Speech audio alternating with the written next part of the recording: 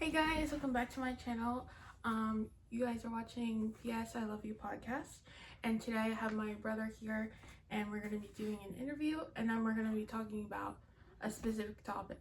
So, you ready? Yeah, let's do it. Okay. First, introduce yourself. Hello. I'm not, my name is Lance. I'm not used to like doing videos and stuff, but getting me out my comfort zone. I'm her twin brother, and that's it. All right. How is it like being the only boy in the family? How is it like being the only boy in the family? Mm-hmm. I mean, I never really thought too much about it. I get along with my sisters great, so it's good to know two different points of views, I guess. I have friends that I consider brothers, I guess. So, I never really missed. I would love a brother, but I never really missed on not having a brother. So, yeah. And is it having siblings, and how is it like with the relationship with us being twins versus just having like me and our sister? I mean, I don't think it would be any different if you were my regular sister. But it's cool having a twin. It's cool telling people, I have a twin. And sometimes I can feel when she's sad, or she's very nurturing to me, and maybe that's because I'm her twin. I don't know, but yeah. Okay. And in your childhood or now, was there any hardships in your life? Was there any hardships? Mm-hmm. There wasn't any hardships in my life. The only thing that really like kind of a speed bump in my life was when I stopped playing basketball. I played basketball for like over 10 years, and I stopped playing in like ninth grade, and then I kind of like felt lost, like not playing basketball. So, but other than that, no. But that's where I found my greatest gift, which is God. So. Yeah. And what was it like playing basketball? What was it like playing basketball? Like, what do you mean? Like, what was like basketball like? I don't really know anything about sports. So. Basketball is fun. I met a lot of people. I got a lot of cool experiences. I went to a lot of places, a lot of states. It taught me discipline. It taught me how to work hard. It taught me that if you want to do something, you got to be the best at it. If you want to make it to that far level. But it also taught me that there's more important things in life than basketball or just what you're doing.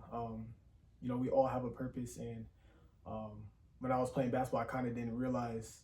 I thought basketball was the only thing, but there's something higher for us to accomplish on this earth. So. And you said you gave it up, and I remember you gave it up in high school. So what was that like, juggling school and basketball? Sorry guys, it's very cold in here. How's it like juggling basketball in school? To be honest, when you're in middle school, that's kind of the last time I played basketball serious. I played in high school, like the start of high school, but it wasn't hard juggling school. I honestly, in public school wise, I never really had to try too hard to get good grades and stuff. Like, I was one of those kids that like slept in class and really didn't pay attention. So it wasn't really hard juggling school because quite honestly, I think school was pretty easy for me. But I'm not trying to, be boastful, but that's just how I feel about school. Yeah. Since school was easy for you, was it easier to become more popular, or more, popular? I wouldn't consider myself popular by any stretch. I feel like as high schoolers and as young kids, we think popular is something, but all those kids that were popular, they're lames for the most part. So, popularity, I guess, is just something that people strive for, but it's not really something that I ever strive for, to be honest with you. It's cool to know people, but it's not everything. So I don't think it was hard or easy because I never really tried to be popular. You just got to be yourself, honestly. And since graduating high school, do you think you have matured at all? Oh yeah, I've matured so much since high school. I feel like I'm in the military, so that was a big thing to mature. Um, Having to leave my parents and my family for a certain amount of months teaches you how to be alone and teaches you that you really only have yourself sometimes. Not saying that they weren't there for me; they were always there for me. But when you're by yourself, that just kind of comes out in this just everyday experiences. When you're going out in the world, you realize that things aren't what they seem, and you just get different experiences, stuff like that. Yeah. All right. And I have this written down. So we're gonna talk about the military a little bit. So what's it really like in boot camp? Like, what do you do? And I guess the whole experience, Okay. like boot camp. I mean, boot camp was. It just depends on who your leaders are, like your RDCs, right? For me personally, it was like a cakewalk. Honestly, I'm not even trying to diss the Navy or anything. It was a cakewalk, and that's like you can ask anybody in my division, they would say it was a cakewalk for them as well. All you do really is you just basically learn how to fold clothes specifically, learn how to make your bed. It's all about discipline. It's all about being a team. Like, it's just tasks to teach you lessons. It's not even about the task or about the exercising that you do. Like, obviously sometimes we had to do like push-ups and stuff, whatever, like as a form of punishment. But other than that, it's just really just to teach you a lesson. Like, all this stuff that we did wasn't nothing about the actual activity. It was about the lesson behind it. So yeah, boot camp was pretty easy. And is it what you expected? It's not what I expected. I definitely thought it would be harder. I thought it would be harder being away from my family as well. I mean, obviously, I missed them, but it really wasn't hard to be away from my family at least. So it was pretty much better than I expected. I thought it was gonna be way worse, but yeah. If you're thinking about joining the military, just do it. Have a plan, obviously, but that's pretty much it. Yeah. Okay.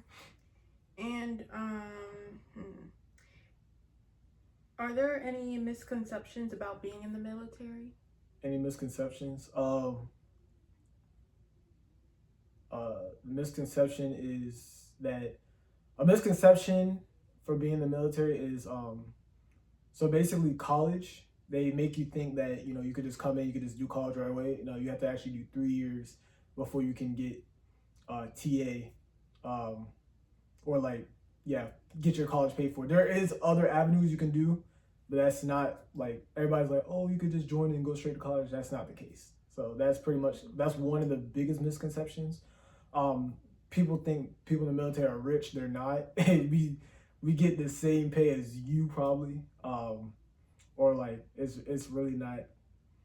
If you don't have a plan going in the military, I would say wait till you have a plan and like know what you're doing, because if not, you're going to regret your time. You're gonna regret your stay for sure. And speaking about regret, do you regret going into the military? I don't regret joining the military. I met a lot of friends. I met a lot of people. My faith is a very big part of my life, and I think that I am where I need to be, and I think God will, continue to guide me in my path. So no, I don't regret anything. All right. And did you find it hard to make connections or friends there? No, I don't think overall it's not that hard for me to make friends. I'm a very social person. I might seem a little stiff on the interview because I'm not good in front of a camera, but yeah, I think it's very easy for me to meet people, very easy for me to talk to people. So no, I don't think it was hard for me to make connections, make friends. Unfortunately, I don't really talk to anybody that I went to boot camp with, but if I do see them, I'll definitely say what's up and go from there. Yep. All right. And is there a competitive type of people or a competitive energy in the military, or is that not a thing? I mean, I don't think there's competitive people. I think there's people that think. I think in the military, there's people that come from different places in the world, and they just have different perceptions of life. Um, it's just a bunch of knuckleheads, honestly. I don't think they're competitive. I just think that they're trying to be something, or trying to be something, make something out of themselves. So it's just all about their mindset. Like, I don't think there's necessarily a competitiveness, I would say, but there's definitely like something wrong with these people. And I know there's like ranks in the military. Can you tell us how that works? I mean, it's just like anything else. It's kind of like, basically, the best way I can explain it to the people that might be watching this that's not military is basically, if you work a 9 to 5 job, you have a supervisor, a boss, a supervisor, a manager, a boss, whatever. So it's just different ranks. So it's like, you're the employee. I have someone over me who's my supervisor. I had someone's over them who's their supervisor, their manager, and then they manage basically all of us. And then the boss is above them, and then there's the boss above them. So it's like that. It's like yeah. All right. Leaning away toward the military. What is your relationships and friendships like now? Say that one time. Wait, pause it. Hold on. I can't pause it. You can.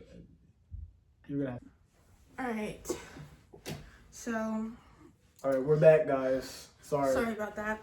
So, what was now? What is relationships and your friendships like now?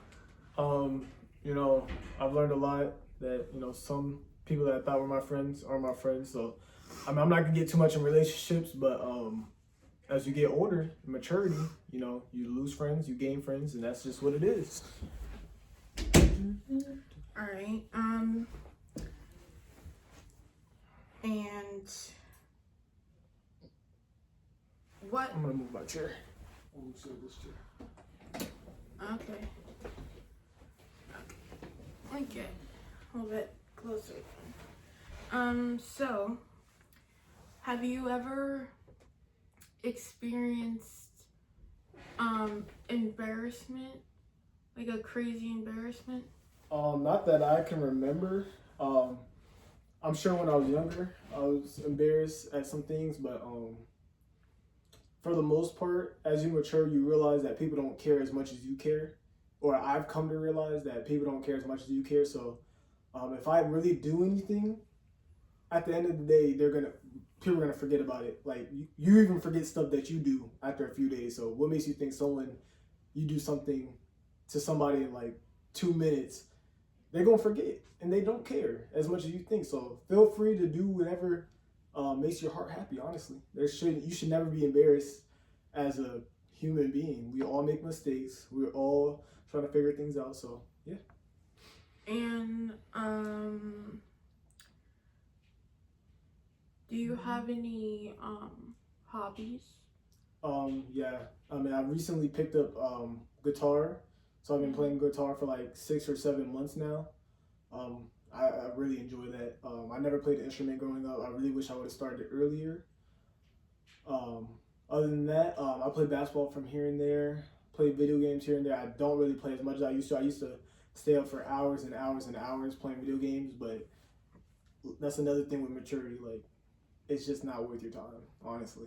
Video games are not they're not even that fun to me anymore, but they're just not worth your time.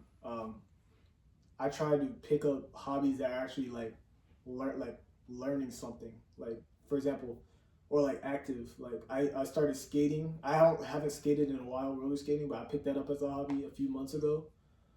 I want to get into reading. It's hard to find a good book though.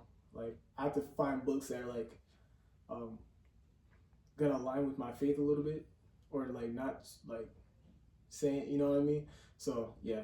But other than that, yeah, I just pick up hobbies that are gonna actually challenge my mind, stuff like that. And are there any instruments you want to play in the future, or any hobbies you want to do in the future? Yeah, I want to play piano in the future. Like once I master guitar, I want to learn piano. I feel like once you learn like an instrument, all the other instruments will become easy because all it is theories, patterns. That's all it is. Like once you learn the pattern, now you gotta, or the theory, whatever, the notes. Now you just gotta learn how to press that into another instrument. But it's all the same. Like A, B, C, D, E, F, G. Like it's all the same, no matter across all instruments. So yeah, piano. I want to pick up. I want to pick up singing. Like I really want to be musically inclined. Like I cannot sing, guys. Like my singing is so bad. I want to take lessons, like so I can go along with my guitar as well. But yeah, I want to be musically inclined. Other hobbies. I want to bowl. I want to learn how to bowl like good. I've been watching TikTok and like some bowlers be popping on my For You page, and they really go crazy. So bowling, that's another thing. And just like trying new foods, like just going out to eat places, trying new foods. I think that's good. Cooking, stuff like that. You know. Okay. Okay. And okay, moving on. Are you learning French right now? No. I should though. Will or are you? I want to learn French because our grandma is French. She speaks French. She only speaks French. She speaks other languages, but not English. I really want to communicate with her before she passes, whether that be in 10 years or 20 years. I don't know when she's going to pass, but I definitely want to have a conversation with her in French before she passes, but it's just hard to actually learn, like actually take the time to sit down and learn. And also a big part of learning a language is also getting, from what I've heard, is getting like actually going in the culture, seeing how they speak, seeing why they say things like that. It's kind of like music. It's kind of like anything else in this life. Like once you get into that culture, like if you play music and you're around musicians, you're going to be better because they know how to play. And you can be like, okay, this is why they do this. This is when they do this. If you play basketball, you do a crossover. You say, this is when I do a crossover. This is why I do a crossover. Like once you learn why and when they do stuff, you can figure out the mysteries of life, honestly. That was actually my next question. Do you ever think about learning more about our French culture? Yeah. I just answered that. So yeah. So, I will do this in the future, but would you ever consider moving to France, or would you ever consider moving to another country? No, I would not. I would not consider moving to another country. For now, yeah. For now, no. I do want to go to like Florida, move state-wise, Florida or something like that. But as far as country, no. I like America. Okay. Or France? No France? No. All right. I want to talk about this because I like talking about it. But I know you have tattoos. Is there any other tattoos that you would get in the future? No. Yeah, there's definitely multiple tattoos. I'm gonna show you guys my tattoo that I have. This is a lion. It's supposed to represent the lion of the tribe of Judah, which represents basically God. This says Jireh, which means God will provide. And this is a warrior. I'm a little ashy, don't mind. So basically, the warrior represents that to be a warrior for Christ. If you can see, as an Alpha and Omega symbol, that represents that I'm fighting for the army of God.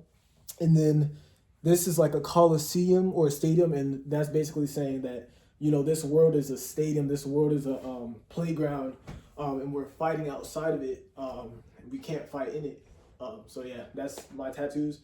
Tattoos I want to get in the future. I heard this one hurts a lot. Yeah, it does. But I want to get this next, probably. I don't know what I'm going to get. And then I want to get this. I want to just get one whole arm sleeve, basically. The next tattoo I'm going to get right here is going to be like probably, I want to get like a guy praying on his knees.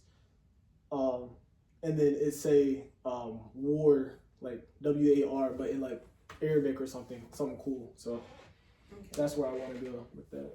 Make sure you be careful on like the word, because like you don't know Arabic, so make sure you get the right word. Anyway, okay, so this next topic is kind of like future wise. So what are some things that you want to do in the future? what is it? Some things I want to do in the future. I want to get closer to God. I want to make sure to keep Him in all my ways. I want to accomplish my purpose in life, whatever He has for me. Obviously, I want to get married. I want to have kids. I want to be a millionaire, honestly. So I want to do real estate. I want to be a dental hygienist. So those are just a few things I want to do. But you know, I want to do those things. But is that the path God has for me? That's the question. So yeah. And what kinds of things are you looking for in a wife? What are some things I'm looking for in a wife? Yeah. I'm just gonna keep that short and sweet, but basically a woman of God, honestly. Like that's the number one, woman of God. So looks do matter a little bit, but yeah, woman of God, that's it. That's pretty much it, and then that everything else should follow. Would you ever do like that Love Is Blind type thing, or no? No. I like to meet my partners organically. So yeah. And you said you want kids. How many kids do you want? Okay. I grew up with two sisters and me, so 3 to 2. Oh, sorry, not 3. 2, because a lot of times, although I did have a good relationship with them, I felt left out because, you know, there's only but so much girl things I can do. You know, I know I said earlier, like, it didn't affect me, which it didn't affect me, but sometimes they would, you know, do girl stuff or like, just do girl stuff, and I wouldn't do it.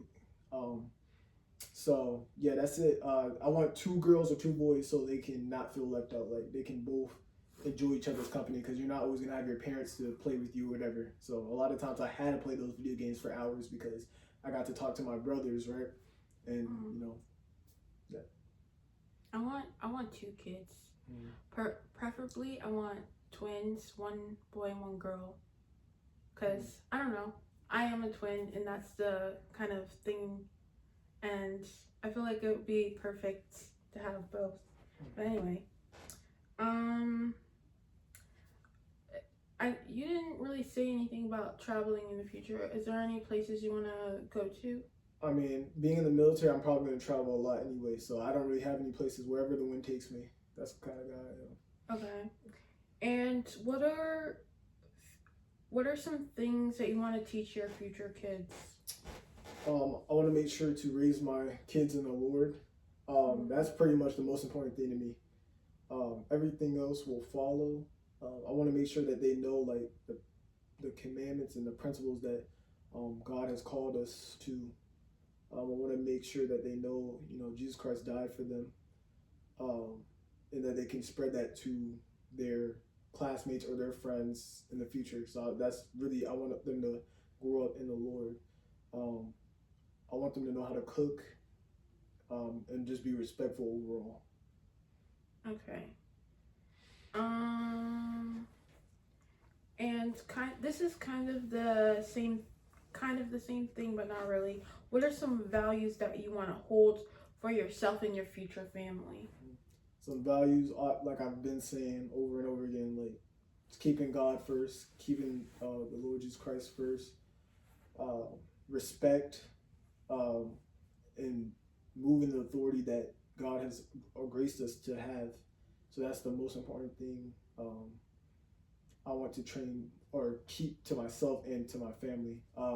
Also, just know who you are. Know that, like, for example, bullying, all that, like, my kid should not be getting bullied. Like, he shouldn't, even if people are talking about him, he or she is talking about them, he should know that that doesn't matter. It's just talk. It's really just talk. It's not who you actually are. Who you actually are is who you make yourself to be. So someone can't tell you who you are. You are who you are. So yeah, those are the. So you would teach your kids like self-defense and the physical and mental. Yeah, wise? Mostly. I mean, yeah, both. Really, both. Definitely mentally. More people are gonna die mentally than physically. So I think, you know, there's so many people that are maybe even watch this that are dead mentally, and the physical doesn't matter because really your mental is your first defense, really. if your mental's gone, your physical is gonna go. So keeping that mental state and letting them know how to be strong in the mind is gonna be a number one priority. Yeah. Do you think you're strong in the mind? I think I'm okay. I think I'm very strong in the mind, not by my own strength, but I think just knowing who God is and knowing who He is in my life, I think that's made me more strong in my mind, in what I do, and basically, I don't let people tell me who I am because God has already told me who I am. So yeah, I think I'm very strong in the mind, not by my own strength, but by God. Okay, and traditions. What are some traditions that you had that you want to bring to your future family? Okay. Growing up, we didn't really honestly, we really didn't celebrate too many holidays. We just really only celebrate Thanksgiving and Christmas for the most part. Sometimes we did Valentine's Day, but not really. And Easter. And Easter here, like when we were really younger, like I can't remember the last time we celebrated either of those. We might have got each other a card or something quick, but never really put emphasis on it. So I want to continue that.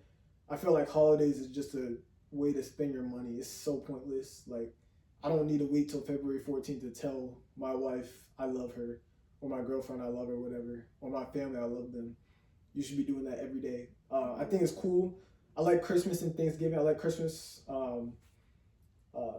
because what it represents. I like Thanksgiving for what it represents, being thankful. You eat food or whatever. So yeah, those are just two. That's like the thing I want to bring to my family. Tradition I want to bring to my family. Also, one thing I want to bring back. Me and my family, we used to. I'm sorry, I talk fast, guys.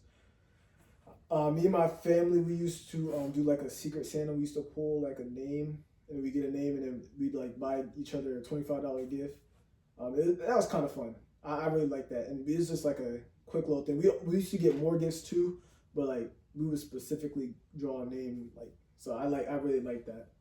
That I want to bring back to my family, and then opening a gift on Christmas Eve. I want to bring that, but that kind of only works when they're younger because they get more gifts. Like when you're older, you don't get as many gifts. You don't really care about the gifts too much when you're older anyway. Because guess what, you can get whatever you want whenever you want anyway.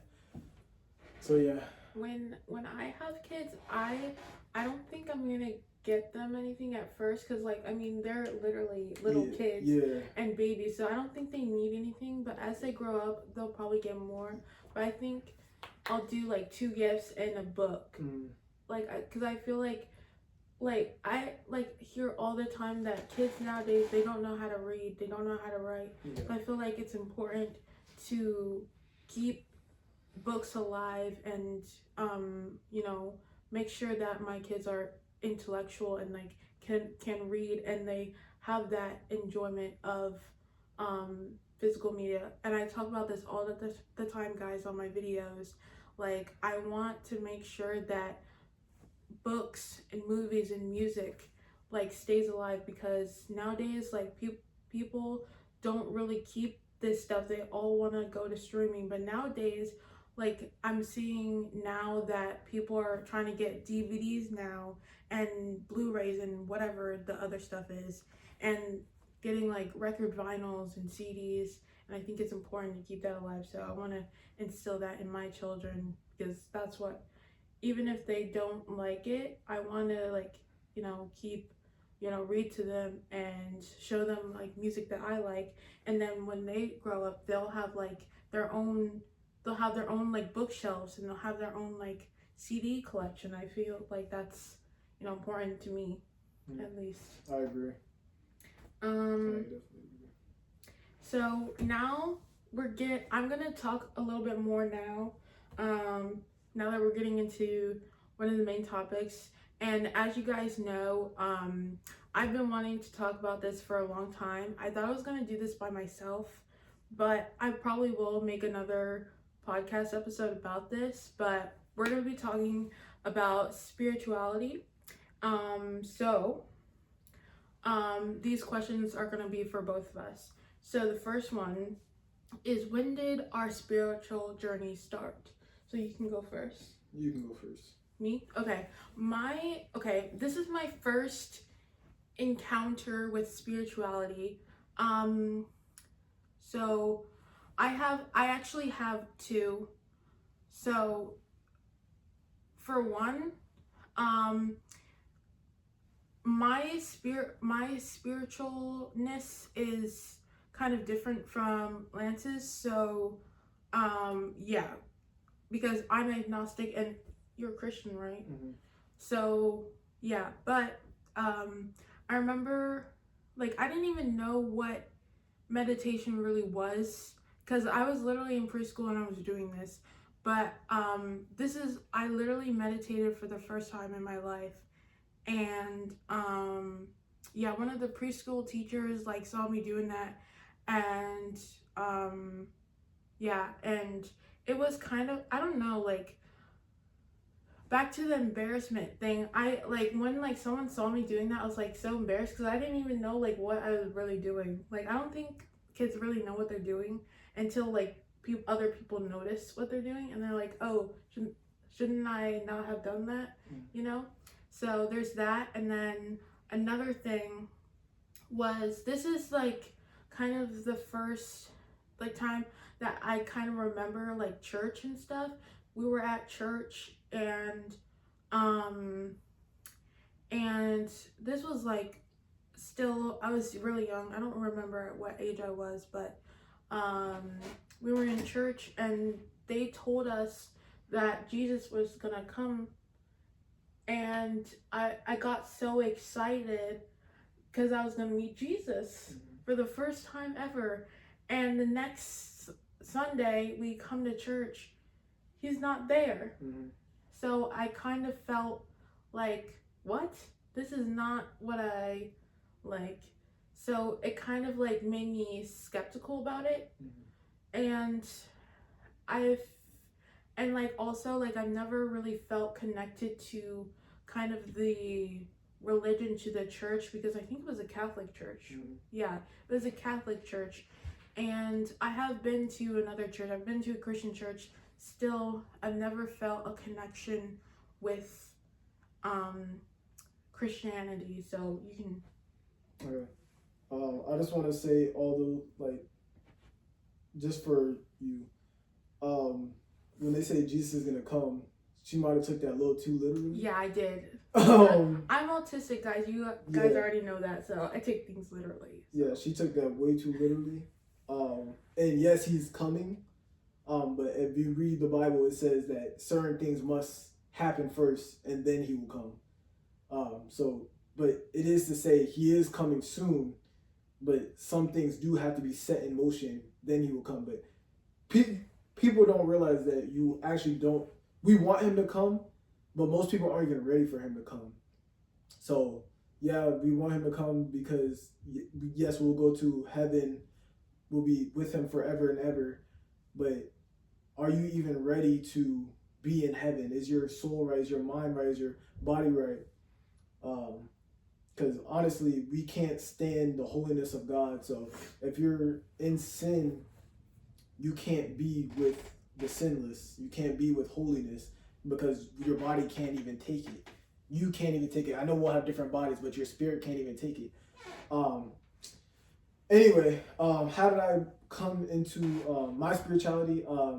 So we, like she said, we grew up in church. We went to a Catholic church. I realized that I always felt connected to church. Always liked going to church for the most part, just remembering off the top of my head. But it came to a point, this is when I quit basketball, like I felt lost and I was starting to live a certain way to try to fill the void of, not playing basketball anymore. And then one day, I was watching YouTube and a video popped up about, first of all, Jesus coming, about the judgment of God coming. And then a video about like heaven and hell. And when I watched this video, I felt so convicted that hell was real. And I was like, man, like God is real. Like not only is hell real, but if hell is this real that I'm being convicted for, God is real. Like that's when I really had the epiphany. That's when I really had the epiphany that, man, God is real and I need to get right with God. So ever since then, I was in 9th grade. I got a Bible, whatever, and that's kind of where my spiritual journey started. From there, I read my Bible, learned to learn who God was, learned that I have a purpose, and all that feeling lost really went away. From there, in 11, like I kind of felt like I was alone still. Like after this was 11th grade, I was starting to feel alone. Like I was the only one serving God. Fellowship is important when it comes to spirituality and following God. I had no fellowship. I was like 16, 17, so I felt like, man, I'm alone. Like I'm the only one that's realizing God. I'm like telling people about God, but no one's listening. So from there, I kind of fell off. I kind of backslid. I kind of did some things, right?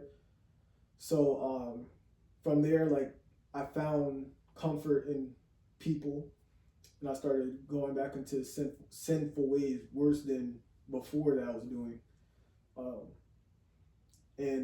From there, I remember it so clear. Like I have my phone. I will look it up later while she's talking. Maybe it was May 18th. That's 3 days before our birthday. I literally put in my notes, I feel empty. I feel empty when I was living in sin. And I felt so empty, like I genuinely thought I was gonna die.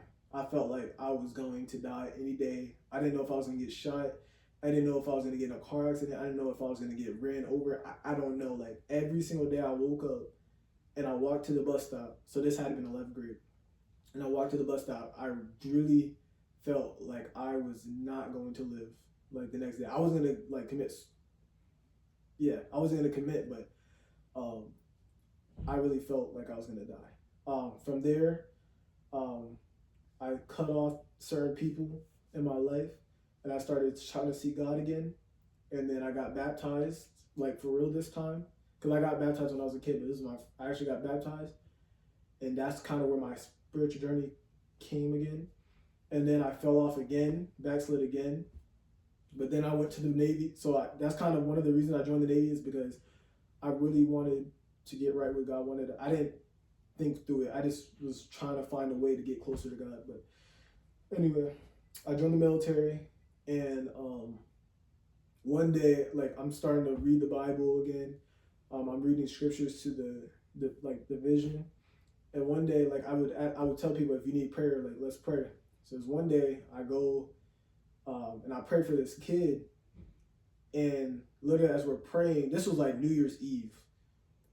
As I'm praying, I literally felt the power of God come on my right side. I feel the power of God come on me, and I just fall to my knees and I start crying.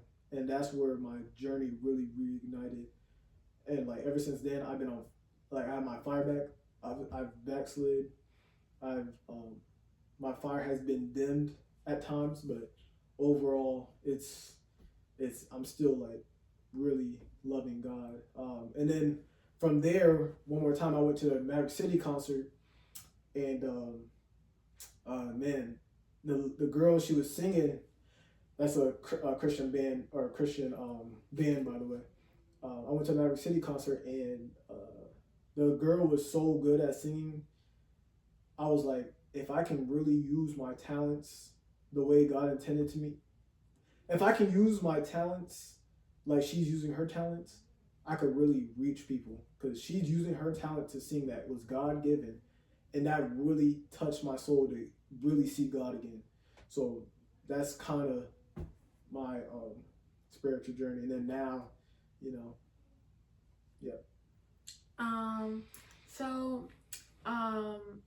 I want to talk about this because you guys know, I talked about this in one of my videos, Siddhartha by Hermann Hesse, and the book, and like if you know like kind of the Buddhist beliefs, like it's all about suffering, and that's what you were kind of talking about, like suffering.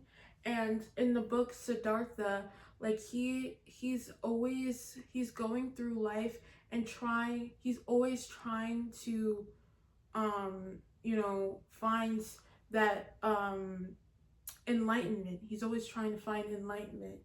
And once he does find enlightenment, and he's doing all these things, and he's going back to his regular life and doing all these things, and he goes and he finds himself kind of like you said, he's he's suffering, and he's kind of feeling like his light has dimmed. And once he's like what?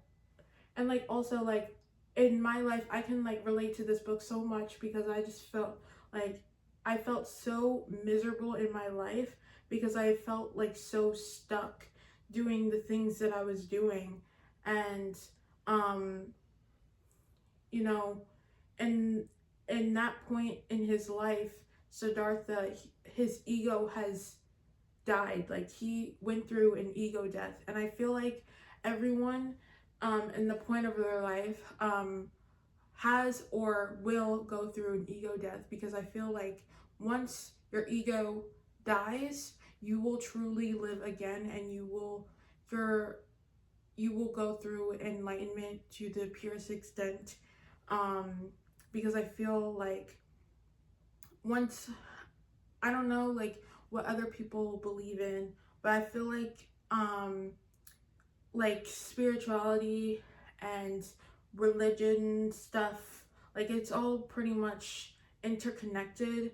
It might not be all the same, but it is kind of similar. There is similarities in each religion and each spiritual, I don't know what every term is. I'm not an expert, but just to add on to that, I do want to say that the Bible does say that Satan, which is the devil, right, comes as an angel of light.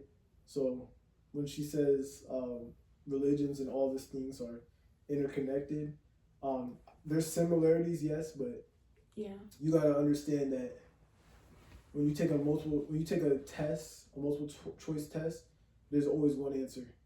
I'm not talking about that one that says all of the above. I'm saying there's 4 options: cat, dog, monkey, elephant.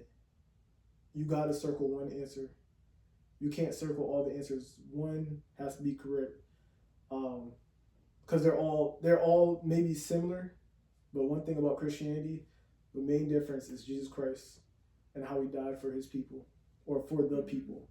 So I just want to make sure that's clear, that Christianity is not Islam, it's not Buddhism, it's not Hinduism. Jesus Christ is Jesus Christ, and all that other stuff is all that other stuff. So all right, so this is really something that I've been thinking about a lot.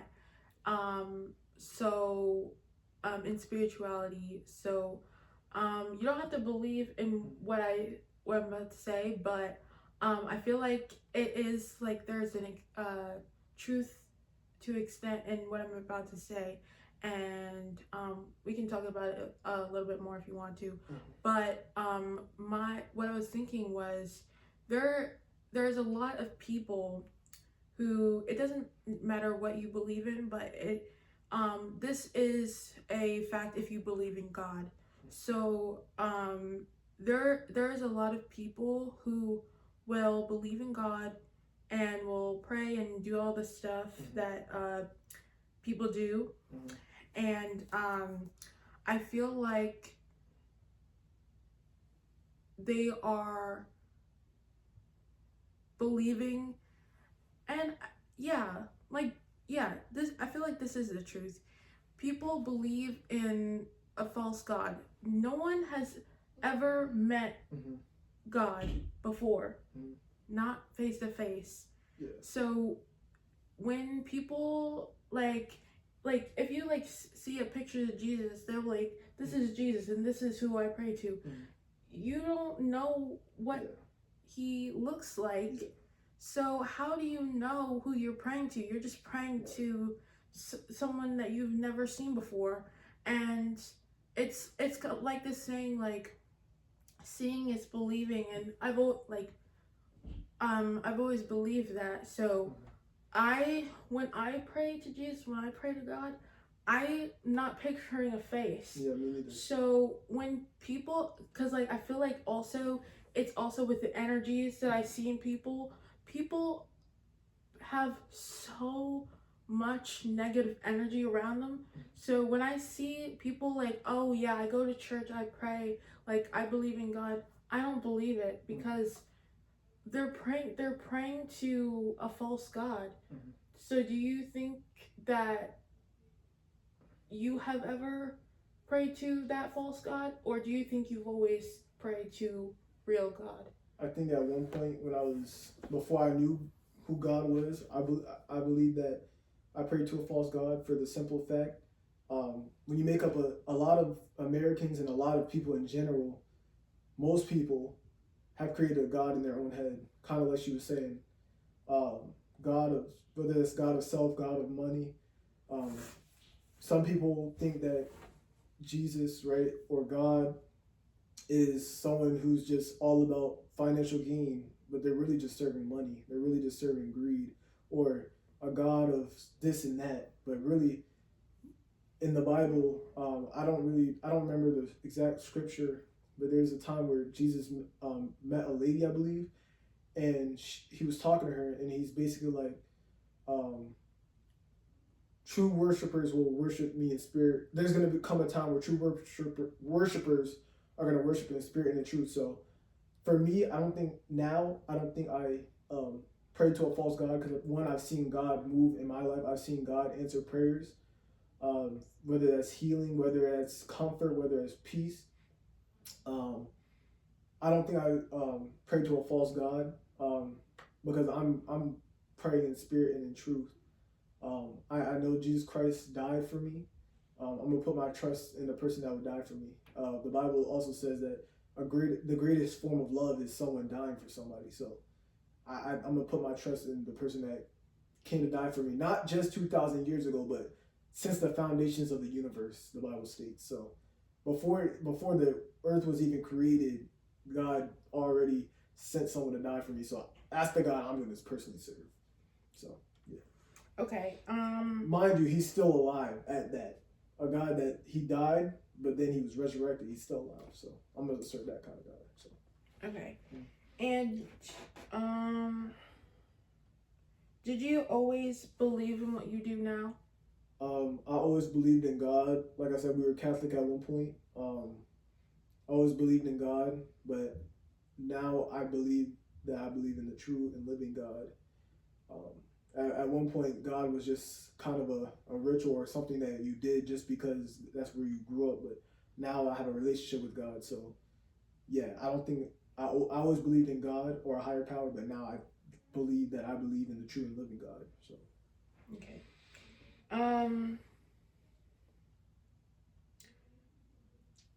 What are some of your beliefs? You don't have to say all of them, but you can just say like your core beliefs. core beliefs is love the Lord your God with all your heart, mind, and soul, and love your neighbor as yourself. And I'm fulfilling everything else just by those two. So those are my core beliefs. How about you? Okay. Some of my core beliefs is that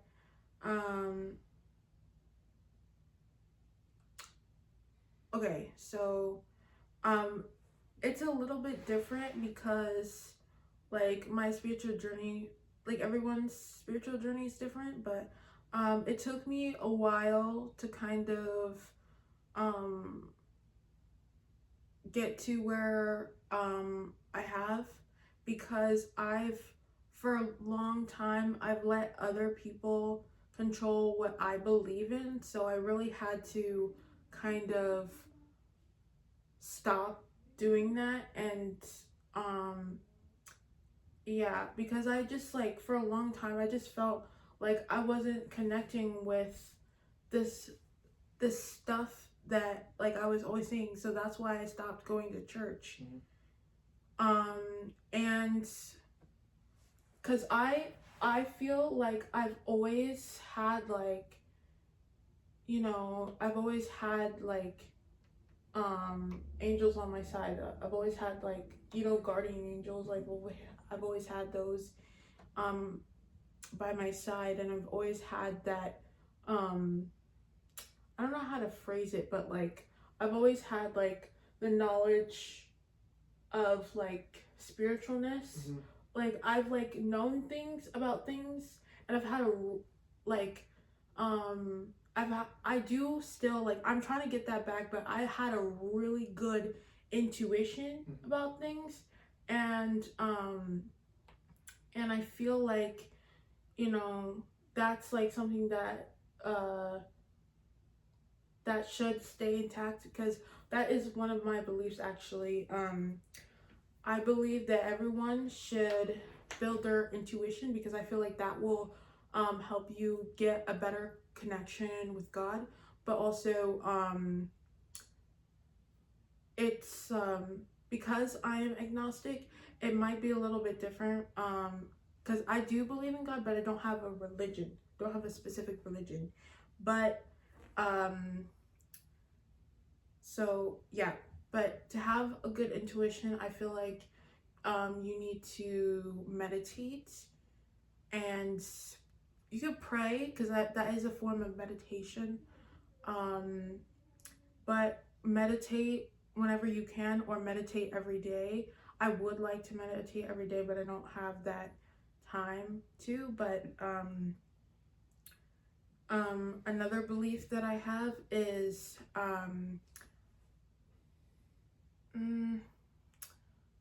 I should have thought about this before, but I can't think of any right now. But I didn't answer this question. Do you always believe in what you do? No, I did not. So because like I said, like I was always following what my parents or everyone else was. So because I I don't know, like I just always felt like I needed to believe in what everyone else is, because they're always, because they it felt like they had a stronger thing, and I was like, what am I doing wrong to, like, to not have those, like, you know how like in church, like where you see like those people like crying or like yelling or having those like um I don't know, what do you call those? I don't know. They're just like dancing, and I don't know. I've never had that, so I was like, what am I doing wrong that I don't hear or see, or whatever the case may be, or feel that stronger connection. But I feel like the reason why that's never happened is because I've already had that. I just needed to realize that myself. I will say, for those that may watch this, that are experiencing the same thing, don't get discouraged. Focus on yourself. Focus on you and your relationship with God.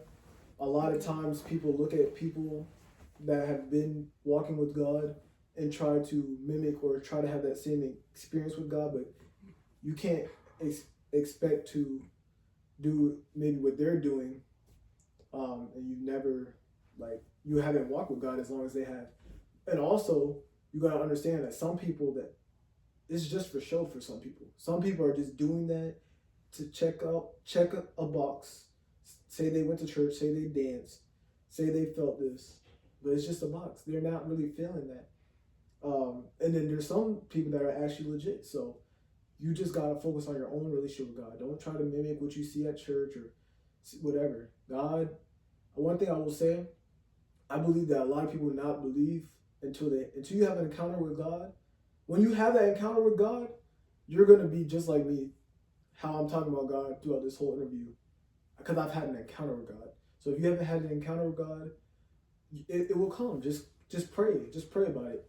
And if you say, "Oh, I prayed and I haven't had an encounter," just wait. We always try to rush God, but really God is outside of time and space. So if you really just wait and just be patient, your encounter will come. You just pray about it. But you gotta understand, some people pray about, "Oh, God, if you give me an encounter."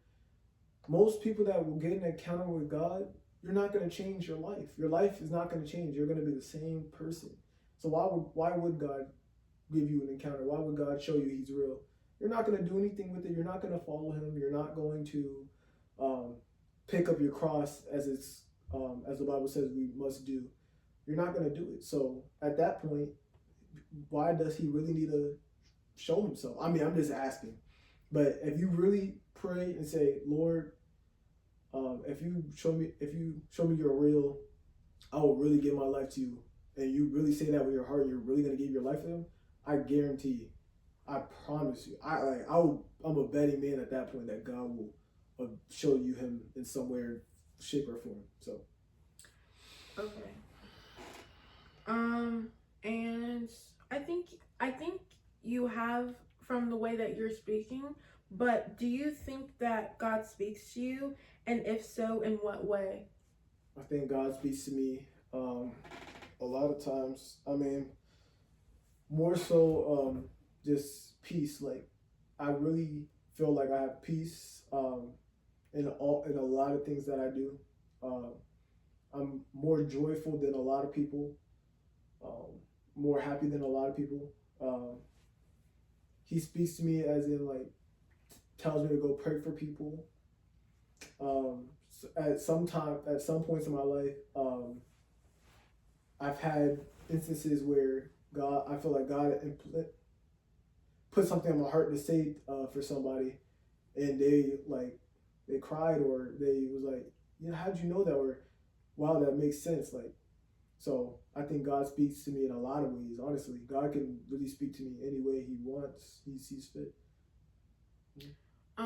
For me, in the past, I would say no, but I feel like now I feel like yes. But in the way of when I like do things, I feel like there's like it's like the intuition thing. I feel like when He is saying something to me, I'm in the actions that I do, like thinking about how I want to do and the way that I want to be. I feel like that's the way that He speaks to me, is the actions that I do, and also like showing kindness to people, and also like I've always been this way, but I feel like I probably have, but like not really. I'm not a judgmental person. I'm always kind in whatever way I can be. So I feel like there's also a lot of people who are like really just not to bash the Christian community, but I feel like they are very judgmental, and I feel like it's like you can't come into the club because you're this way or you're that way, or you can't come in because you're like you dress this certain way, or you have this job, and it'll be like you're kind of we want to look perfect, but we know that you're not deep inside, because this is the way that certain people act. But I'm not saying that all Christians act that way. I'm just saying that some of them hold this kind of perception of what Christianity is, and that's not the way that it should be. And I feel like if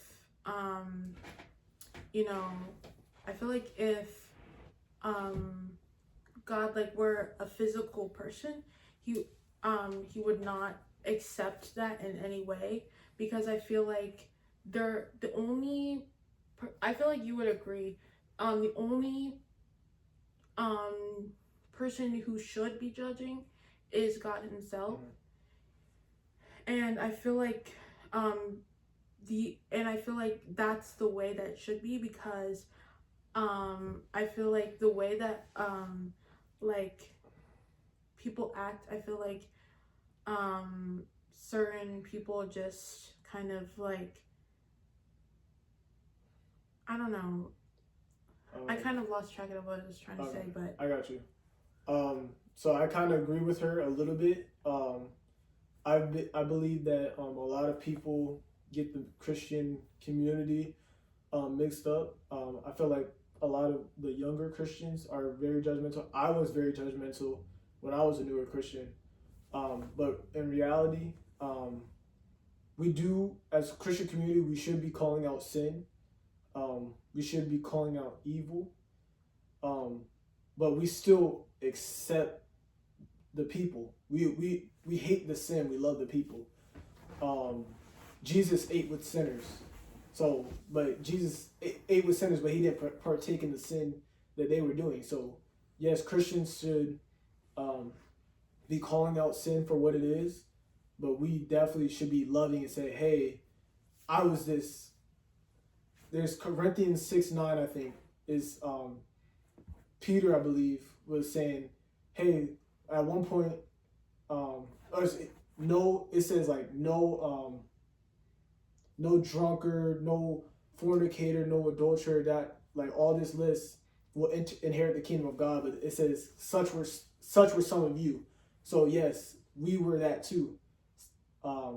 So we should give that same grace that God gave us to the non-believers or to the people living in sin, and say, hey, you're sinning. Yes, I don't like the sin. I don't like the evil that you're partaking in. But hey, Jesus can renew you, refresh you, and wipe all that away. But it comes to a point where we do have to live holy. Our bodies are a temple for God, right? For the Holy Spirit. So yeah, we need to be living holy, yes, but yeah, I think we could definitely give more grace to those that are sinners, which we are all sinners, but we have, thankfully, by the blood of the Lamb, by the blood of Jesus, we've been washed away to be the righteousness of God. So we're no longer sinners, but the righteousness of God through God. So yeah. okay. And this next question is more like spirituality based, not religion. But this is something that I've been thinking about as well, is the things that we say, meaning, you know, our negative thoughts, or like cussing, which we don't really cut. I don't cuss. I don't curse either. But I think that, you know, it affects our energy and our auras around us. So do you think that the people around you kind of, because they see you, do you think that you affect their energy because you don't say certain things around them, or you don't cuss around them? I don't know if I affect their energy, but I would say that you are affecting somebody. Your words definitely have power. God said, let there be light, and there was light, right? But anyway, so yeah, definitely watch on what you say. I don't think, I think that people, do I affect people? Yeah, Or do people affect me? Yeah, both. Okay. Does it affect you, but also do you affect them with the things that you say? I think I affect people. I personally try to keep my my conversations pure and holy. They're not always pure and holy. Most of the time, they're not pure and holy. But as a Christian, that's definitely something I gotta work on. Not saying I curse, but there is some things like gossip. Even there's some things you shouldn't be doing or saying. Even as a joke, even with your guys or your friends, you really shouldn't just be saying it. Yeah, I think you affect the people you're around. I mean, that's just common knowledge. You definitely affect people around. People might see me and be like, hey, this guy doesn't curse, let me not curse around him, or this guy's a Christian, let me not curse around him, or people will say, hey, every time I see this guy, he's very positive, he speaks positive, let me be positive around him.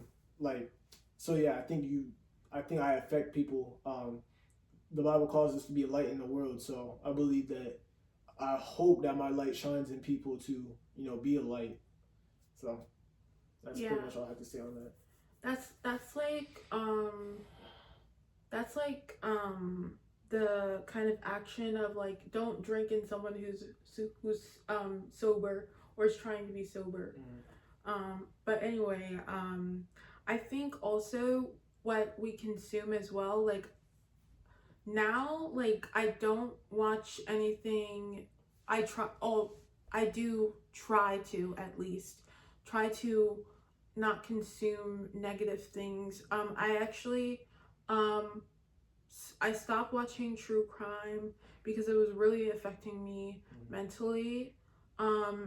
Because there was like it's always that one thing that just really like takes you and into like, oh, maybe I shouldn't be watching this. Yeah. So this there was like this one documentary movie true crime thing that I was watching, and it really got to me, and then I just started getting like so paranoid, and I kept like watching my back. When I like would take walks, I would always watch my back, and I literally have every reason to feel safe, but I just like felt like so scared because of like what I was watching, like, and I should never feel that way. And like also and my mom like has always told me to stop watching what I do. Yeah. But I just like, it's fine. Like I watch stuff like this all the time. And yeah, but I stopped watching true crime, and whenever I see true crime, like I just like scroll over it. Like I'm done. I don't wanna I don't wanna watch this. So it just like, but like always it's always so it's a hard thing to do because you don't really know what you're watch. Yeah, you don't really know what you're watching until you watch it. So yeah. Or listening to. Yeah, I want to add on to that.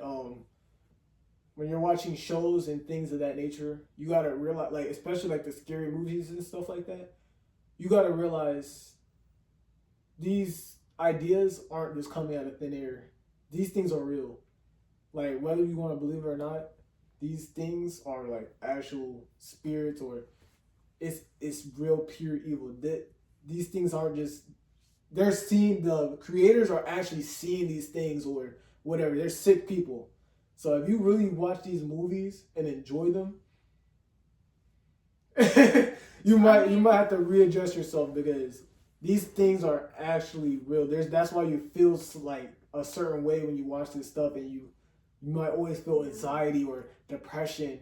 There's spirits behind these movies and all this evil imaging, and like it's real. They're like, I'm telling you, these ideas aren't just coming out of thin air and it's like, hey, let me make this guy, oh, this is scary enough. Now these are, and I'm telling you, I will promise you this, those things that you're seeing, I guarantee that what it actually looks like is 1,000 times scarier or more traumatizing. But there's only, but so, like, we're in a human world. There's like, spirituality, I believe in so much more beyond this.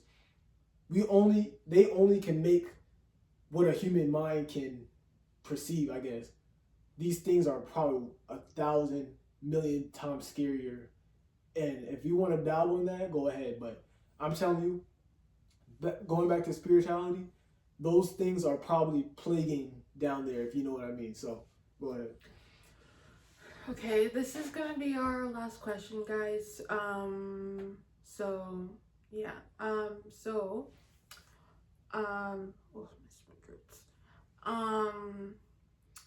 But um wait, hold on. I literally just had it in my head. Where'd it go? So when you have, okay, when have you ever experienced a vision? Because I have. Have you ever had a vision, or have you experienced something supernatural, spiritual, like you saw like a ghost or a spirit before? Nah, I've never had any of a vision or anything. I've had dreams, but that's it. Like I said, I've had an encounter with God. I believe to be God. When I was praying for that guy, I felt the power of God come on me. But other than that, nah, I haven't seen anything as far as that goes. Okay, so like I've said, I have had an intuitive eye for most of my life. I feel like it kind of like dimmed down a little bit.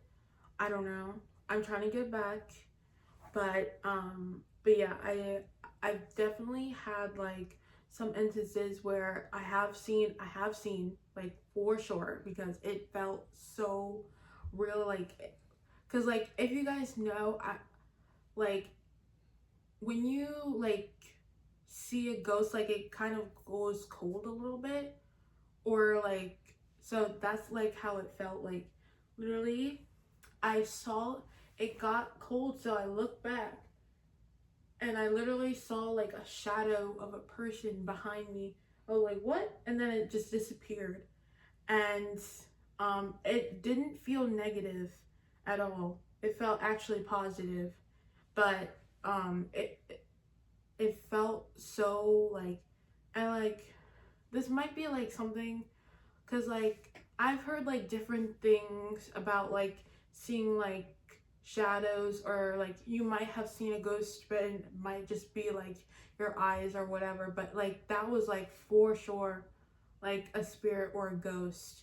So yeah, and then also another time, this is like more recent, because um yeah, this happened like a couple months ago, where I saw, like, I was having a vision, like I was meditating.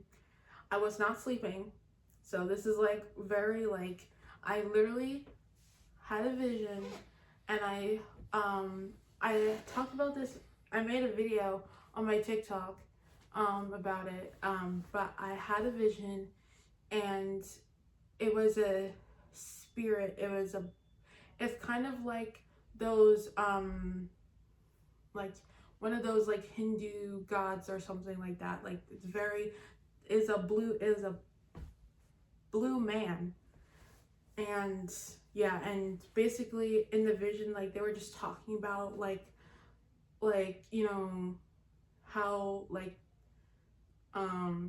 the world needs to be saved, and like it was telling me that the earth needs help, and it needs to like there's gonna be like so many terrible things, but there's also gonna be so many good things, because it showed me in like pictures of like it showed me flowers, which um in my opinion, I feel like flowers are, a sign of like um good, like pure goodness, and like you know um and but also it showed me this one thing which I feel like is happening, now. Like a lot of people are, dying, and a lot of people are, giving birth, and I feel like that's happening very much a lot in this past few days of the new year. And I also saw this other thing. I'm not going to talk about it because I already made a video about it, but there's going to be it was kind of like it showing like exposure, like people are getting exposed, and it's like not a good feeling at all. It feels like people are like, you know, being poked and prodded, and you know, just like, you know, kind of showing that, you know, we need to watch out for ourselves and our energy. So yeah. All right, well, thanks So, for having me. yeah, this has been fun. Yeah. All right. Well, bye, guys. Y'all have a great one. Until the next time. All right. I hope you guys enjoyed this video. If you guys would like to see more podcast episodes, make sure to subscribe to my channel. And also, if you guys want to see more videos like these, make sure to hit the bell so you guys will be notified when I post my next video. Bye, guys.